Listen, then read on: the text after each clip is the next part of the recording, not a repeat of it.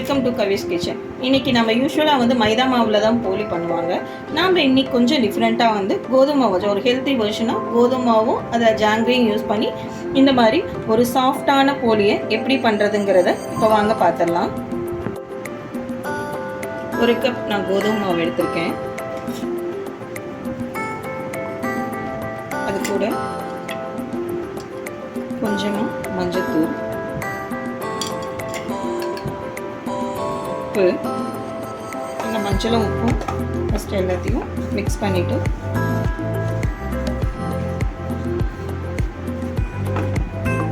தண்ணி ஊற்றி நம்ம நல்லா கொஞ்சம் சப்பாத்தி மாவு பிசைஞ்சிக்கலாம்.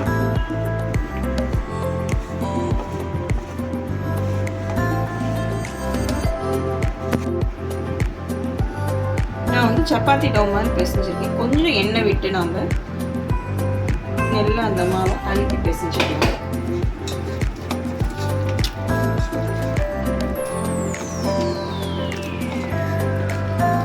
நல்லா கையில் இருக்க மாவு இது எல்லாமே இது பண்ணி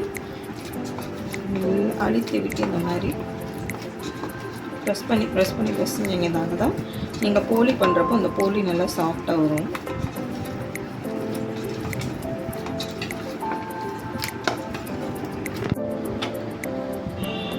கொஞ்சமாக எண்ணெய் விட்டு அப்ளை பண்ணி இதை அப்படியே நம்ம மூடி வச்சிடலாம். அட்லீஸ்ட் நம்ம பண்ணுறதுக்கு மினிமம் 1 hour ஆகுது இந்த மாவு நமக்கு ஊறி இருக்கணும். அப்போ தான் நல்லாயிருக்கும். மேக்ஸிமம் அதிகமான நேரம் ஊறினா ஒன்றும் தப்பில்லை. மினிமம் 1 hour ஆகுது உங்களுக்கு சோக் ஆகணும். இதை அப்படியே ஒரு மூடி போட்டு நம்ம மூடி வச்சிடலாம். நான் இந்த கப்பில் ஒரு கப்பில் வந்து கடலைப்பருப்பு எடுத்திருக்கேன். அதை நான் வந்து நல்லா வாஷ் பண்ணிவிட்டு ஒரு 1/2 hour to 1 hour சோக் பண்ணி இது குக்கரில் நாம் வந்து ஒரு 4 விசில் பாயில் பண்ணி எடுத்துக்கலாம். இதை 4-5 விசில் வந்து குக்கரில் வேக வச்சுருக்கேன். இதை நல்லா நான் வந்து வடிகட்டி எடுத்திருக்கேன். இப்போது இதை நான் மிக்சியில் இப்போ போட போகிறேன். தண்ணி எதுவும் ஊற்றக்கூடாது. மிக்சியில் அப்படியே வந்து நைஸாக அரைக்கணும். மிக்சியில் அரைச்சிட்டு வந்துடலாம். நம்ம கிட்ட இந்த மாதிரி நைஸாக அரைச்சிருக்கேன். இன்னும் கூட அரையணும். இது கூடவே நம்ம வந்து வெல்லம் சேர்த்துடலாம்.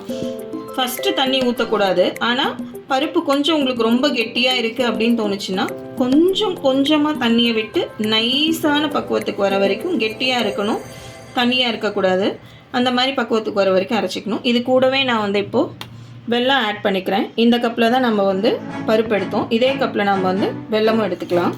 இதையும் மிக்சிலே போட்டு வந்து ரன் பண்ணிக்கலாம். இந்த மாதிரி நைஸாக அரைச்சி எடுத்துக்கணும். வெல்லம் எல்லாம் சேர்த்து எல்லாமே அரைச்சாச்சு.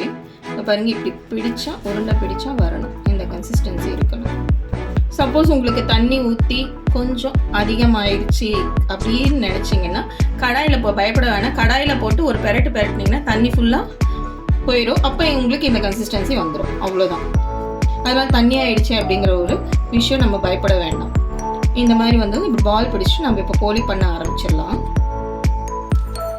பட்டர் பேப்பரில் ஆயில் அப்ளை பண்ணி வச்சுருக்கேன். ஒரு மாவுலேருந்து ஒரே ஒரு ரவுண்ட் எடுத்துகிட்டு இந்த மாதிரி ப்ரெஸ் பண்ணிக்கோங்க. ப்ரெஸ் பண்ணிவிட்டு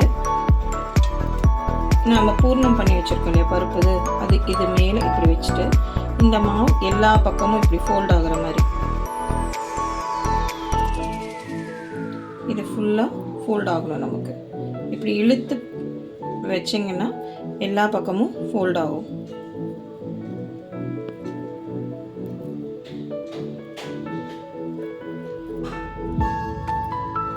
நமக்கு ஒரு பால் ஷேப்பில் வந்தாச்சு.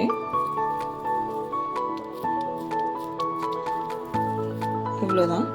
இதை நாம் வந்து இதில் வச்சுட்டு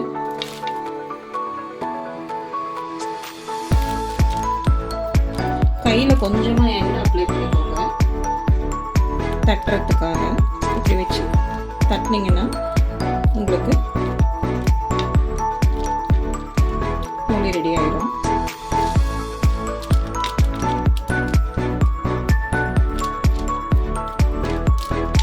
நான் கொஞ்சம் கரெக்டாக மாவும் இதுவும் கொஞ்சம் சைஸ் கரெக்டாக இருக்கறனால ரொம்ப இதுவாக வராது. இதை இப்படியே நம்ம வந்து தவால் எடுத்து போட்டுடலாம். தவாவில் அப்படியே இப்படி எடுத்திங்கன்னா உங்களுக்கு வந்துடும். இதை அப்படியே எடுத்து நம்ம தவால போட வேண்டியதுதான். விட்டுக்கலாம், கொஞ்சம் மேலே விடுங்க, சைடில் விடாதீங்க. நீங்கள் சைடில் விட்டிங்கன்னா உங்களுக்கு தவால தான் போகும். இந்த மாதிரி மேலே விட்டு 2 பக்கமாக சுட்டு எடுத்திங்கன்னா நம்மளோட போலி ரெடி ஆயிடும். திருப்பி போட்டுடலாம்.